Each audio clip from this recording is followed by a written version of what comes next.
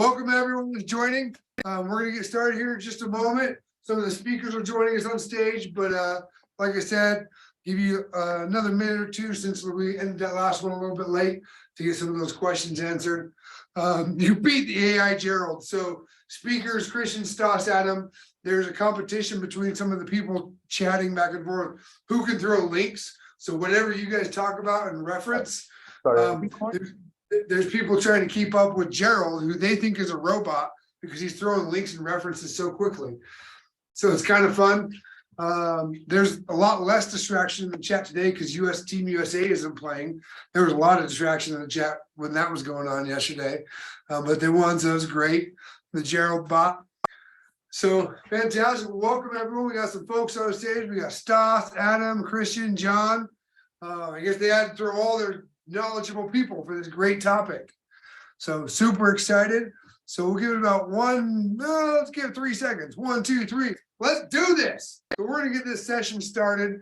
It is something that I know, and I know I've said I don't know a lot about a lot of these topics, but I actually know zero about this topic. So I'm excited to listen and learn. Even though I know some of these people, I don't know what's in their head. They are going to talk about Service Mesh and Istio, which in my head is like mesh of like a mesh shirt. Maybe that's right. I don't know. And Istio, couldn't tell you. Can't even make up a fake example of what that is. But these smart people will.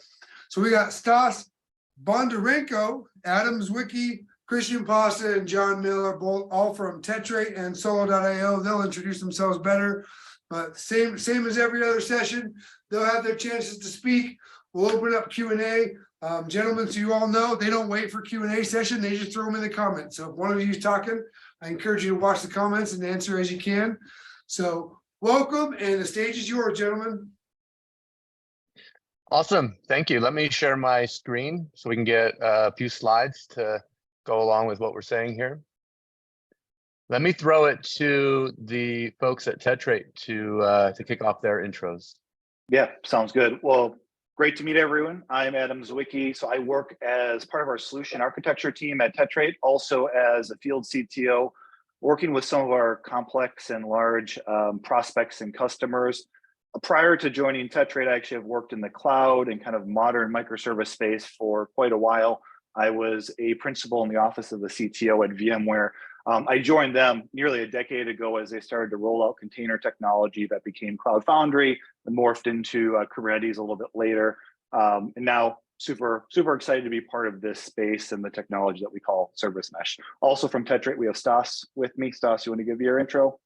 Yeah. Hi, everyone. My name is Stas, and I'm a solution engineer at Tetrate, working with customers, helping them with their service mesh journey, as well as helping on the engineering side at Tetrate.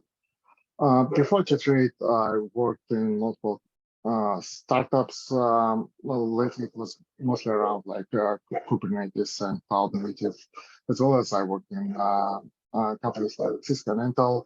So I have like software engineering background, DevOps background, so a lot of everything. Okay. Awesome. I'll go next. I am Christian Posta. I'm the global field CTO here at Solo.io. I've been here for 4 years now. I was part of the founding Istio community originally. I've written 3 books on Istio. Before this, I was at Red Hat, where I worked on Kubernetes and helped bring Istio into Red Hat.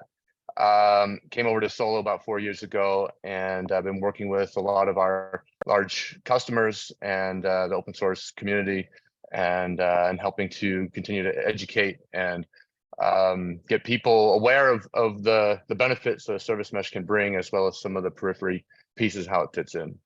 I'll pass it off to John Miller. And I'm John Miller. I spent the last 26 years supporting the federal government, spent 17 of those years doing emerging tech in the U.S. Navy.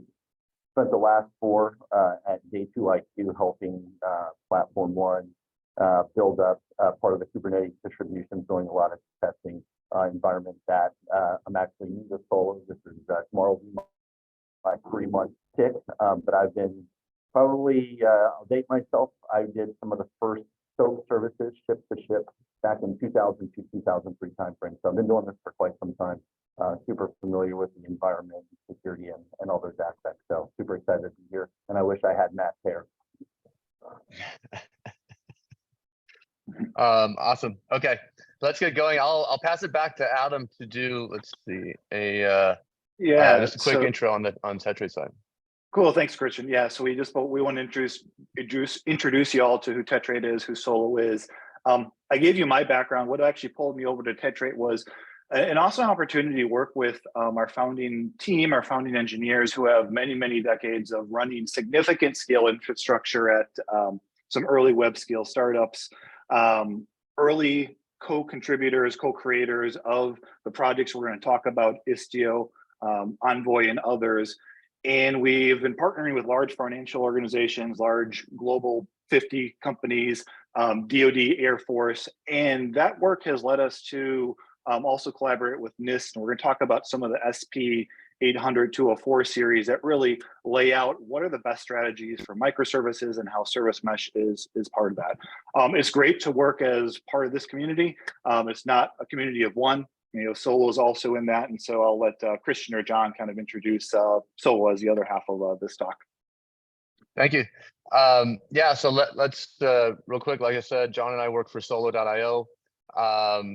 You know, at Solo, we work on application networking technologies, of which Service Mesh and Istio is a big part of it. We are, you know, very involved in the open source project as a top contributor on the technical oversight committee that drives the technical direction of the project.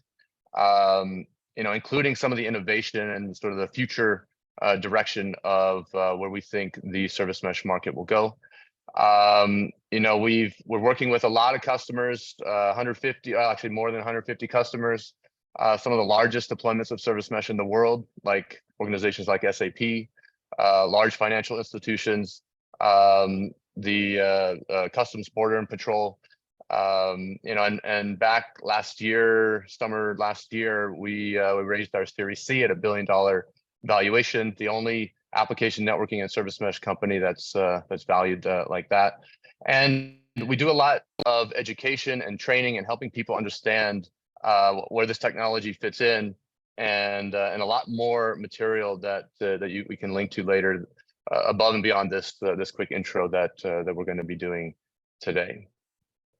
So I guess let's get started. We're going to be talking about Service Mesh, but why don't we set a little bit of the context and how that might play in, and I'll pass that to John to do that. Yeah, absolutely. Thanks. Yeah, I mean, I took this out of a quote. This is in a few documents right out there. But if we fail to adapt, right, what's key to relevance? You know, obviously this is one of the key drivers. I think back in 2017 really kind of started this momentum in terms of Platform One and Tuple Run and the software factory concept, right? And so Service Mesh, you know, really kind of fits that modern of a cloud smart strategy, right? Providing governance and security kind of the first approach, right? Very similar to what Platform One has done with Big Bang, and it allows teams to kind of determine, you know, what the workloads are being deployed on this. And the goal here is to take that Service Mesh and, you know, really use that strategy at the core to build in that zero trust, to build in that configuration of code capabilities, and continue to build on that, right? And that helps us address some of the cyber challenges and allows us also to bring in identity and trust capabilities from external systems. So no longer do we have a single monolithic system. We're able to create, you know, this concept of a real mesh network and be able to get insights into each of those things. And ultimately, this is going to enable those teams, you know, directly supporting warfighters to provide secure access to those really mission critical workloads, you know, when and where they need it, as opposed to, again, that monolithic one-off build. And so, you know, today we're going to kind of discuss the basics of the architecture, you know, and some approaches to traffic management, observability, and obviously how to use a standards-based approach using well-known controls, GitOps style approaches like configuration of code, you know, to provide a secure, resilient platform for your mission critical workload. So that's going to kind of set the team. And I will pass it back over to Chris. Awesome. Hey, thanks, John. Yep. quick, Christian, can I jump in? John, just FYI, John, it kind of sounds like you're underwater. It's really hard I to hear. apologize. I am in the airport in a hallway, so it may actually Okay. sound like that. Okay, thanks. I Go hope ahead, it Christian. comes through. Yeah, hopefully you can hear me clearly. So let me click here. Right, so let's start with what is a service mesh? And where does it fit in? So initially, where we start to see the need for it is when you're kind of modernizing your application stack, maybe moving to a microservices style architecture, deploying into containers, Kubernetes, these ephemeral systems where you deploy a workload and it's not guaranteed to continue and stay running. It could be scaled up, it could be scaled down, it could become unhealthy. So you get this very dynamic environment where these applications, for them to do, anything valuable, they need to communicate with each other. They need to communicate with other maybe external systems, databases, caches, whatever. And that's all done over the network. Now, traditionally, or in the past, we would ask the application developers, hey, can you build systems to do service discovery so that we can dynamically locate and find the healthy services that we might want to communicate with? Or can we ask the developers to correctly install certificates and private keys and load them correctly to be able to do encrypted communications between the services? Or can we ask the developers to correctly capture telemetry and metrics about what's happening as requests are being sent to other services?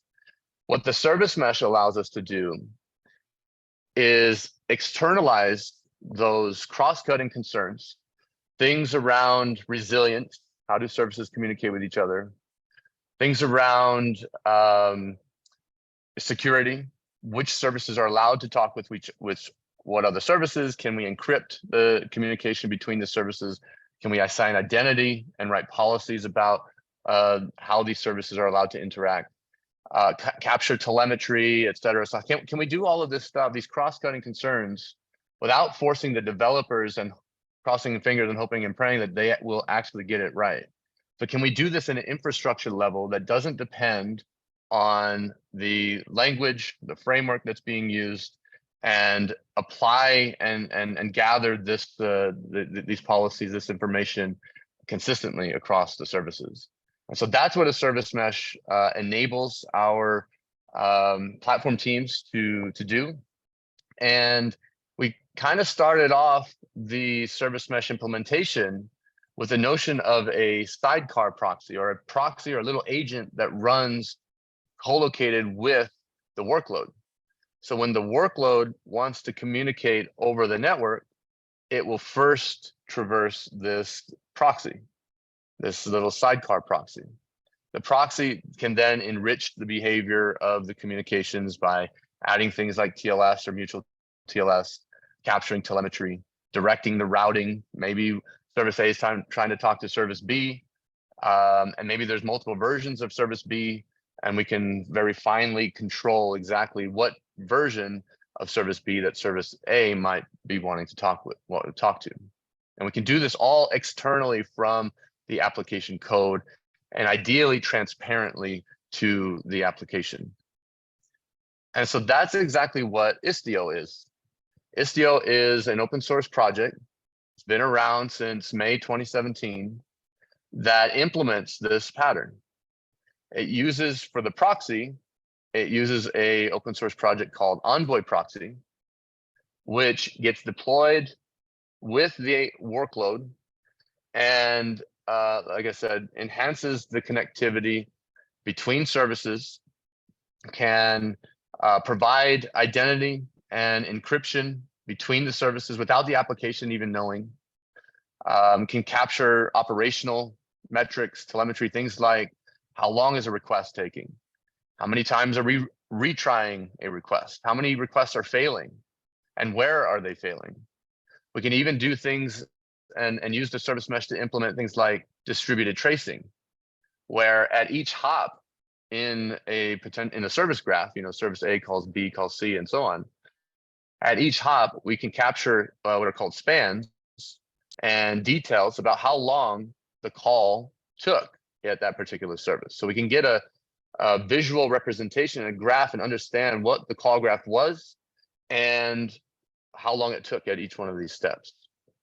So this is Istio, like I said, it's an open source project, been around for quite a while, extremely popular, probably the leading deployed service mesh, most mature, running at, like I said, a lot of very large organizations under very critical use cases. Now, I want to point out that there is innovation still happening in this area, and certainly on the solo side, we co-developed and helped bring this to the community, where we can get the benefits of the service mesh without having to deploy a sidecar proxy to each one of the workloads. So in this model, by removing the sidecar dependency, we can simplify operations, because now we don't need to try to figure out how to run the sidecar with the workloads. So it's easier to onboard these workloads into a mesh. We can upgrade and patch the service mesh infrastructure without impacting any of the applications. We can run fewer of these proxies, which give us cost reduction and resource savings. And in some cases, we can bypass any of the layer 7 capabilities where we might not need it, and just use the security properties, the zero trust properties, and make the communication a lot faster. So there's other resources we can leave you with to go into more detail on this, but this is something that that is happening in the open source community in Istio. So among the capabilities of the observability and security, we can also control the traffic and build resilience into the network on behalf of the applications. We can implement patterns like circuit breaking. So if we're calling services that are misbehaving, we can set rules to open this, quote unquote, open the circuit, so that we don't continue to bombard those degrading services and potentially take them out completely and maybe cause things like cascading failures. We can also enforce request level timeouts, so we're not sitting around waiting for requests endlessly. Retries, we can implement much safer deployments by implementing canary rollouts and A/B testing and et cetera. So we can have more fine-grained control over the blast radius of changes that we may be making by deploying software as quickly as we may want. The last bit, as I've mentioned throughout, extremely important capability in the service mesh is collecting the telemetry, the loggings, the tracing spans, distributed tracing between the applications as requests go onto the network, without forcing the application to have to do this themselves. So we can get a lot of this out of the box just by introducing the service mesh, get a lot of value up front by just understanding what is happening between our services when they communicate in a very consistent manner. Let me hand it off to John to finish up this slide, and we'll pass it over to Adam and Tetrate. Yeah, and this is meant to kind of reiterate what we've already kind of discussed, and kind of sets the stage for Tetrate. They're going to be talking about some of the standards, but at the ground level, right? We're talking about how do we take the existing controls and make those applicable not only from a zero trust perspective, but also service mesh and any future controls, right, that we're going to develop in conjunction with NIST or other requirements that come up. And so, the key here again is that simplicity in terms of configuration as code, and being able to dynamically push this out to these systems through the mesh, right? So we have the ability to take command and control of that, and those systems can run autonomously. So if we lose that connection to the service mesh with a intermittent halt, maybe a sub, once that connection is done, they can still do direct and indirect configurations of those network policies, right? So now we're addressing things not only at the layer 4, but layer 7. And what this is going to give you is the ability to apply things like OWASP filters, WAF, API gateway information, right? Continue to have that strong identity and really make this a GitOps friendly approach. So again, kind of going back to that platform one big bang concept, where now we're able to build in kind of that zero trust from the ground up through these configurations. That way we can enforce that connectivity, what can talk to what, and provides a level of repeatability as opposed to building one-off systems. But again, super flexible, and I'll pass it over to Tetrate. Yeah, awesome. So if you can jump to the next slide. So that was a really great overview of like, what is Istio, what is Service Mesh, what it can do. And so I want to touch briefly on like, so what does it mean for teams rolling it out? And as you heard Christian and John allude to, this is a platform component. And this is a platform component that allows you to start to roll out cross-cutting features, cross-cutting changes across the organization. The NIST SP 800-204 series, as I mentioned earlier, deals with what are best practices, what are reference architectures and reference implementations for securing microservices. Now, if I list a couple of the things that these papers recommend, you must have MTLS between all services. All your ingress and egress should flow through policy controlled proxies, and these must be dynamically configured and separate from application change. Any resource you consume that is external, you must have policy attached to that, have explicit intent. It gives advice around PKI, certificate rotation, how you establish a cryptographic workload identity. So as I list those things, you can think to yourself, these are not necessarily the skill sets developers and architects will naturally have, and nor do you want them to learn that. So we now have a very easy one place to go to define those sorts of things in policy, and then have that enforced anywhere.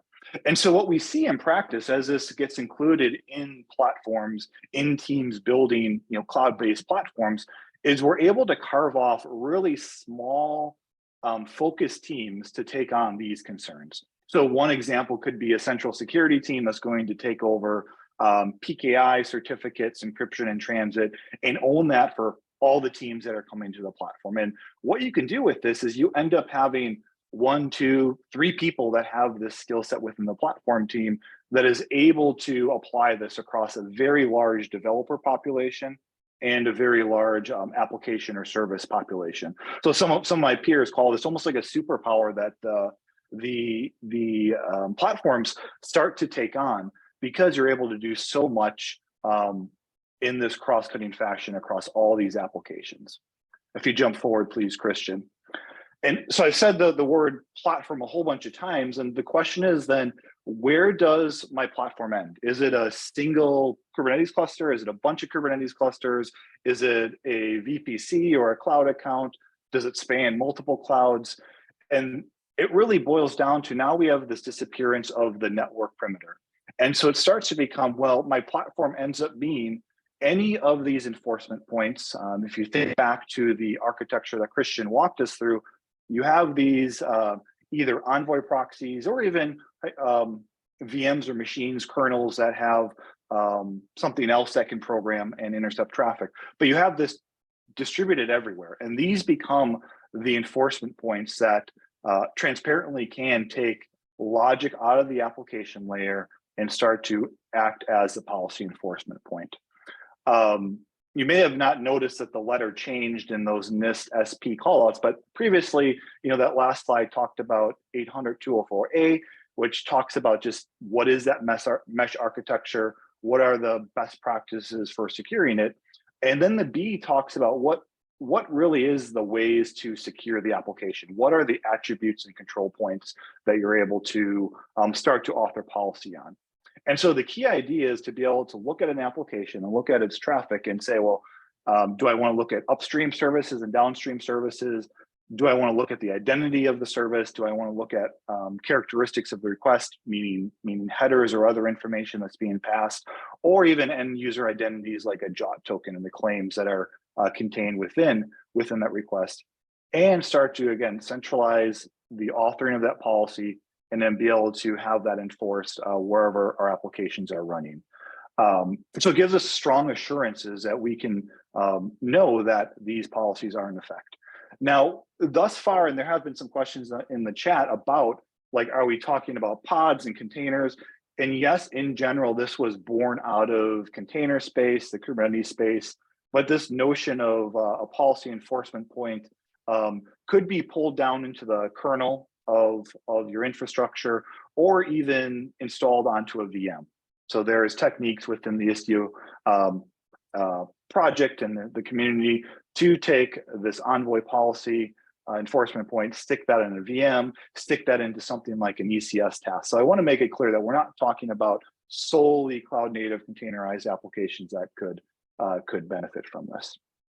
So if you jump forward again, please, Christian. So what this starts to look like now is the new modern security kernel. We've hopefully said this enough that we're taking this out of the application. These things are transparent. These no longer get shipped with their application binaries. And we can think back to even just what was the goals as the kernel, the OS kernel started to evolve and develop. One of the goals is to have a very small, focused, and concentrated set of code that handles the capability. And so we're talking, a lot about security here, also traffic management. And this gives us the opportunity now to, in a distributed system, in a distributed cloud-based system, to have a place where we can focus our scrutiny, focus our audit, focus our assessment to make sure we're safe and secure. So again, this becomes now kind of the distributed security kernel that's protecting our applications, that we know if we focus our efforts and focus our expertise to make sure the PEPs have the right policy, we're programming them correctly, well, we know this is a key building block to making a very secure system then. And then, so what does success look like? That's in the next slide. Someone adopting Service Mesh, someone rolling this out into a platform. Really, the key is the alignment and the dialogue that takes place between those that consume the platform, the application owners, and the platform itself. Because you want to do this at scale, you want to have significant automation. So it's all about finding the right semantics to expose these capabilities to the application owners. And you want to shoot for, right, that 80-20 rule, that maybe there is a significant amount of these things that Christian, myself, John have talked about that you simply get for free. And there's not an ounce of mental muscle that application teams have to think about. But there are things such as like egress, like the platform team is not going to know what databases and services you connect to. So it's very important to think about, well, how do I allow applications teams to express that intent? And that then makes it very easy to scale this across many, many applications, many, many developers. And then lastly is building the automated processes to roll out policy, include mesh in the platforms and the applications that get onboarded into them from the start. Because you may look at this architecture and one side of you says, well, this could really be difficult to prove that these policies or these things are actually in place. I get what you're describing here, but in practice, how do we have that insurance? Well, that's where CI/CD, DevOps, take your buzzword that you're using to describe how you roll out services, comes into play, because that gives you that assurance, that operational assurance that the policies that you're defining, the intents that you have for how you secure your service, manage your traffic, manage your services to be resilient, actually are in place. Now, if you can jump forward, Christian, one question that we get often, and I did see some comments in the chat of, this is great technology, start playing with, it's pretty easy to get started, but we often get asked, like, where are the sharp edges going to come out and cut us? Where are going to be the things that trip us up as we really step on the gas?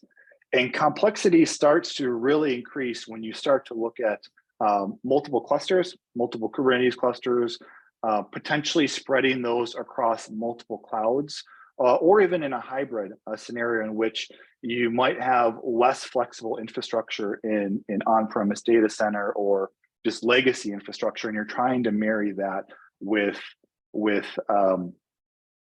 your newer cloud native services. And so that's, again, where automation platform and the tool chains that drive these come into play, and the semantics, again, in which how we describe applications, their intents, and the things our applications can do. You need to think about this as an assembly line. As we stamp out infrastructure, stamp out the application environments, we want to always ask ourselves, how can we guarantee that a developer cannot get this wrong? And so I'll wrap up with really one of the best examples of getting this right. And if you can jump to the last slide, Christian, that's Platform One, right? It's a platform that provides tooling, the automation, the compute platform to do a lot of these things that we've described and talked about for development teams that are building cloud native services. And if you look at the Enterprise DevSecOps Initiative paper or website, some of the things they describe always uses the term baked in, or, you know, we're kind of talking about getting these things for free. So baked in zero trust, baked in scalable microservice architecture that has security baked in. The thing to take away is Istio is the key, one of the key ingredients, at least in the post deploy, the runtime security layer that allows us to make those statements that these things are just baked in. It's also a key ingredient that the workloads that land there have that opportunity to take advantage of the continuous authority to operate. So if you did not listen or already have listened, but maybe go back to the I think it was entitled DevSecOps reference design or reference architecture that Nick and Kyle talked about yesterday, it was amazing to hear that nearly every third or fourth sentence, I felt like they were saying the words Istio or Service Mesh. So after getting a little bit of knowledge with this session, I would encourage you to go back and watch that and try and, you know, now relate what you learned here to what they're describing.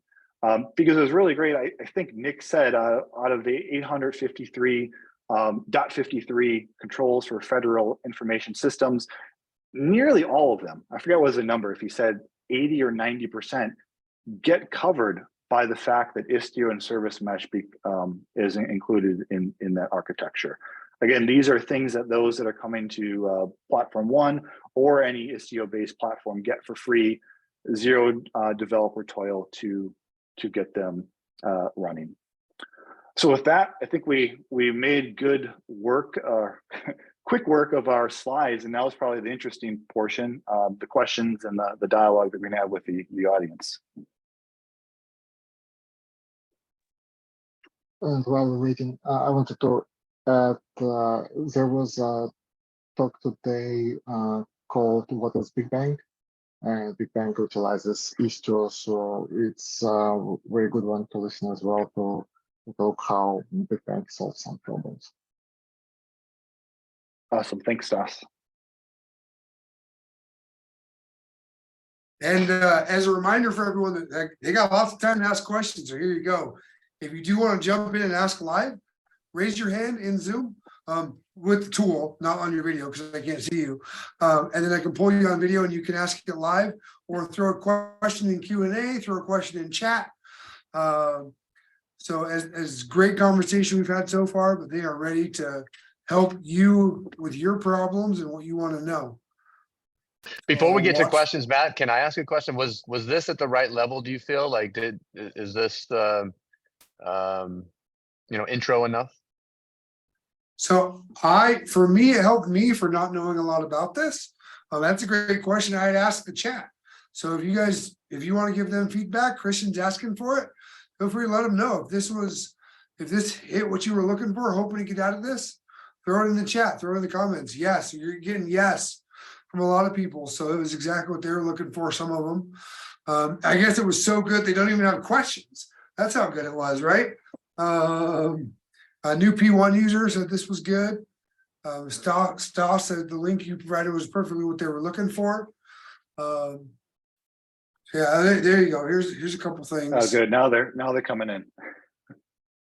Yeah, Adam's like, I don't want to riff for 20 minutes. Yeah, I want to answer the question from Keith about Big Bang. I'm part of Big Bang team and working mostly on Istio inside a Big Bang. So yeah, to answer your question, is Istio is a big part of Big Bang, and it gets deployed by default, and basically everything it just depends on the Istio installation here for all the authorization policies, for all the rules. So yeah, to answer your question, Yeah, it's and part of a Big Bang. yeah, and I can add to that too. Big Bang is actually there is a mirror of it on GitHub. So if you look for platform one, Big Bang, you'll see it. And it is, he's correct. It's a Flux orchestrated deployment of all the add-ons, which obviously Istio is the core piece for the zero trust tenant, right? And so they have it configured. As you add on the additional add-ons inside, will create the virtual services, those routings, and the policies that we've been talking about. So Big Bang is kind of that nice automation piece that's going to give you access to your DevSecOps tooling, your GitLab, your, all the different tools that you're going to need to stand up a software factory very quickly, kind of day one, as opposed to building it yourself. And so you're going to see things in there. There were some questions about, how do you do external DNS names, right? There's going to be cert manager, different capabilities inside of those tools inside of Big Bang that are going to allow you to do that capability. And then obviously you can extend from there and then bring your own workloads as well, which is a nice effect, right? So you can easily branch it and add in additional capabilities. And thanks for adding the links, guys.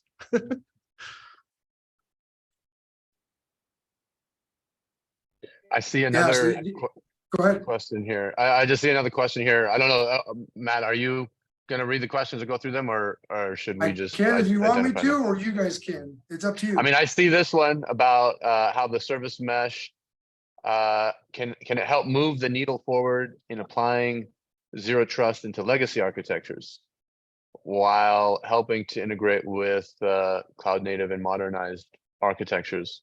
And the answer is Istio certainly does go a long way toward applying some of the same concepts that we talked about here. And we talked about them slightly in terms of containers, Kubernetes, more modern architectures. But like Adam said, the underlying data plane or proxies, the policy enforcement points that are being used in the service mesh are not tied strictly to container environments. Deploying them into the existing VM workloads and various other deployment targets is possible. And we have a lot of examples with I know with our customers to do that, and that brings in that more closely ties the ability to do workload identity, policy around that workload identity, whether that's in a container environment or in a legacy environment. I don't know, Adam, if you all want to take a step. Yeah, no, I think that was spot on. The only thing I would add, I mean, what Christian said was spot on in terms of like, how do we start to move the needle with zero trust? And the great thing is once you're in that spot, once you're starting to apply the mesh capabilities to these legacy workloads, probably at some point you want to migrate them and modernize them. We all are probably familiar with like patterns like the strangler pattern and things like that.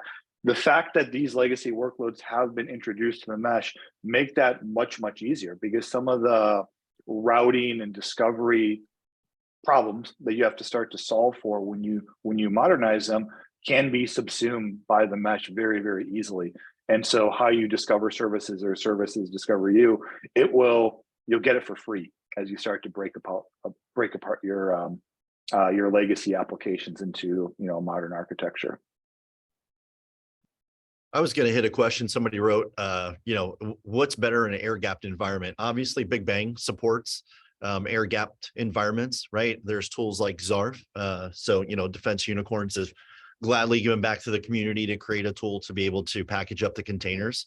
So I think, typically we can run Istio. Istio actually does have a command line tool that you can use to install. And, you'll find the images in Iron Bank, to be able to pull those images out. There's not a ton. And so it's a quick quick jump to go air gapped. And I think both of us, both Tetrate and Solo have, instructions on, hey, if you want to look at the actual Helm chart and pull those packages out and build those off, you should be able to see some of that stuff on our websites. There are some questions about WebAssembly too. I don't know if you want to address that, Christian. I didn't see them. What was the question? Somebody was like, "What is WebAssembly?" Yeah. So basically, the question, I don't see the question. So, but I believe the question was about WASM runtimes. So to answer, yes, Istio supports WASM. You can utilize WASM plugins to extend Envoy itself, and Envoy is basically the core component of Istio data plane. It's your sidecars, so you can write a WASM plugin that will extend this Envoy proxy with additional functionality. So yeah, to answer the question, yeah, That's a good general topic as well, because one of the things that we see with our customers is that when we bring a service mesh into the picture, there's a lot of value that you'll get from the initial, hey, let's get mutual TLS in place, let's get identity-based policies in place, and telemetry collection. There's some big wins there immediately, but as they start to roll out to more of their workloads, especially some of the legacy workloads, and they need to be backward compatible with some of their existing assumptions that they've built, maybe custom protocols or whatever they've done, extensibility of the data plane becomes an important topic, because how you get that last 10, the last 10%, the service mesh might get you 90% of where you want to be, but the last 10% might need to be custom. Being able to extend the data plane with something like WebAssembly becomes extremely important. And then you have to think about what is the life cycle around those extensions, and how and where do they get deployed, and et cetera. That's an important topic. Yeah, I think it's really interesting because some of the capabilities that typically existed in API gateways and API management systems, we see is kind of getting pulled down closer to your workloads. And that becomes one of the places where some of those extensions, like the last 10%, the last mile that Christian mentioned, need to be created. So it gives a really good opportunity to, payload request transformation, request mediation, things like that are really good items to land in things like a WebAssembly plugin that you can pull in closer to your application, maybe get some capabilities off of legacy API technologies. So that's what we're seeing. Yeah, and I see the application too in some of the higher side environments like fence networks, things like that, where there's additional controls that need to be put in place that aren't really public, that aren't going to be part of the NIST special publications that we're creating, right? This gives you an opportunity to potentially create a plugin so that now you have that repeatability, right? We get the air gap deployments in these high side environments. Now we have a way to also, add in some additional controls policies that are custom to those environments that we may be able to see as part of the open source community. So a great way to kind of extend that into those environments.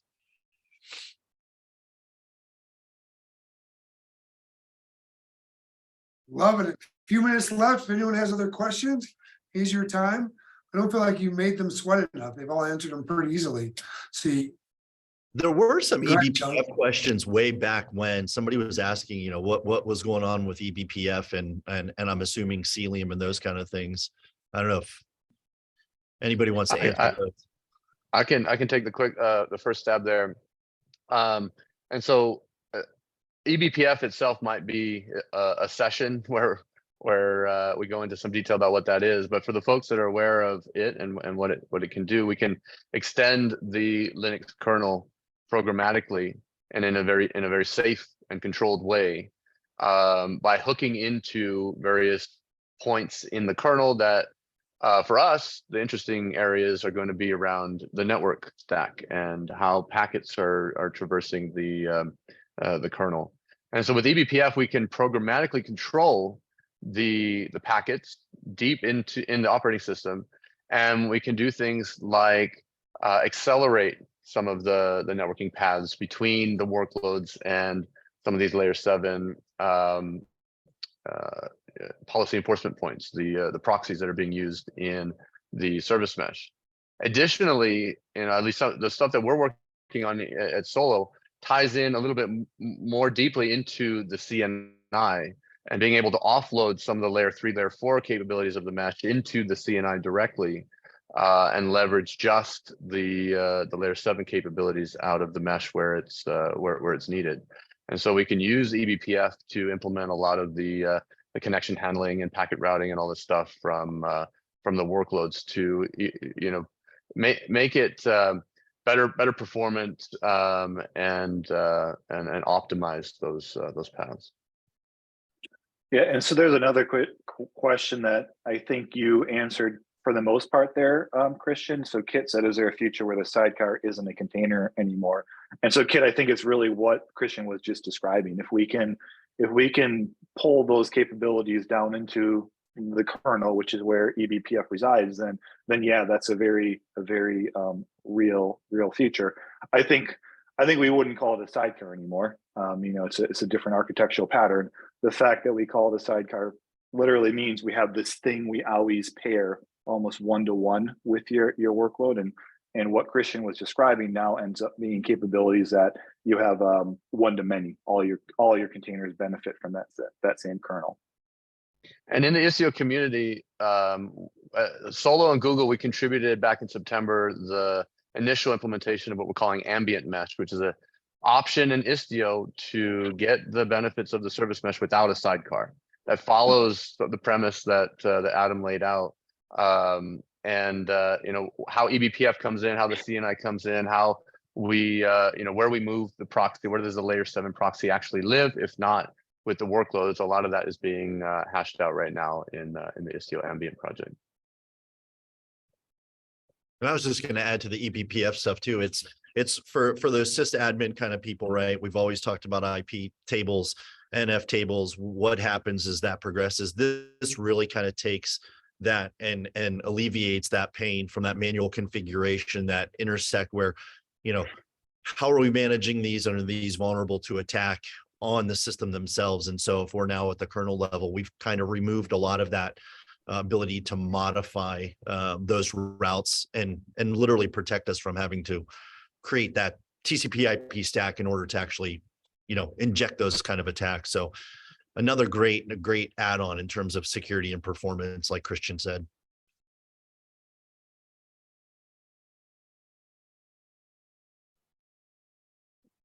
Fantastic. Well, if there's any other questions, we'll leave this room open for a minute, but I'm applauding because you guys were excellent. Thank you, Adam, Christian, John, Stas. I imagine if we were in person, they'd be cheering for you too. So really appreciate all the knowledge you guys brought. And again, I know a little about a lot of these topics, so I'm listening, taking notes just as much as they are, or I hope they are, because I'm definitely learning a lot. So I hope everyone enjoyed this session. Again, I'll leave this session open for a minute, but the next one is going to be artificial intelligence and machine learning. And we got great conversation with some great folks. And so you can jump into that session now. If you have other questions, you can ask them here. These guys can riff a little, dance battle maybe. I think I heard Christian's got some sweet dance moves. So you never know. I just want to know, that. Are you raffling off your jacket at the end of the conference? Should, I mean, if like donations go to charity kind of thing, Yeah, I can do that. Absolutely. Yeah. I mean, there's only one more session. Like we forgot to tell people that was a great idea.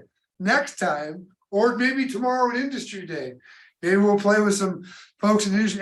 And these folks here on the screen and some of their teams from Tetrate and Solo are going to be in the Industry Day tomorrow and gather.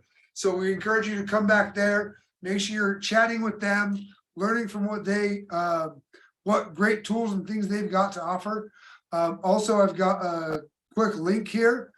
If you enjoyed this session, you can give feedback if you're still there. I'll give this out for all those that have left anyway. But yeah, give your feedback. Tell them if you want to talk to these folks, you want them to contact you about some of their great products. let us know. This is a great chance to do that. So otherwise, anything else from you all? I just want to say thank you all. Thanks for having us. And thanks for attending and all the great questions. This was a great session. Thank you. Thank you.